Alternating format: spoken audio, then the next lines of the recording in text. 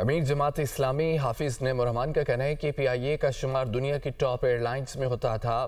جس نے پی آئی اے کو تباہ کیا ان کو کٹہرے میں لانا چاہیے۔ ملک کا نظام آئین کے مطابقت نہیں رکھتا۔ پنجاب میں بلدیاتی ایکٹ کے خلاف جماعت اسلامی احتجاج کر رہی ہے۔ ہم پرامن سیاسی مزاحمت کو آگے لے کر چلیں گے۔ بیوروکریسی کے ذریعے مینجمنٹ کی جاتی ہے جو قوم کو خادم اور خود کو حاکم سمجھتی ہے۔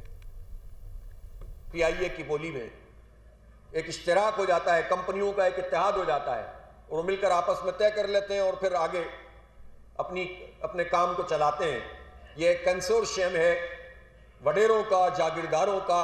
ان سب جماعتوں نے پی آئی اے کو بہتر کیوں نہیں بنایا اور کیوں اس کا بیڑا غرق کیا؟ یہ سوال پوچھے بغیر آپ بیچ کیسے سکتے ہیں؟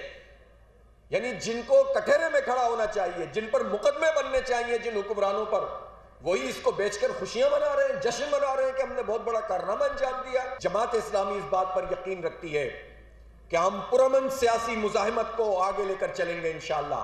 عوام میں شعور بھی پیدا کریں گے اور منظم بھی کریں گے، اس لیے کہ پاکستان میں اس وقت جو خلا ہے وہ خلا منظم اور ایک سمت متعین کر کے جد و جہد کرنے کا ہے۔ بیوروکریٹ ہوتے ہیں جو سرکاری افسران ہوتے ہیں، یہ مالک بن جاتے ہیں، اختیارات ان کے پاس ہوتے ہیں، حکومتیں ان کو استعمال کرتی ہیں اور یہ حکومتوں کو استعمال کرتے ہیں۔ یہ گلا سڑا عدالتی نظام عدل اور انصاف فراہم نہیں کر رہا، اس کو بدلنا پڑے گا اور مکمل طور پر بدلنا پڑے گا۔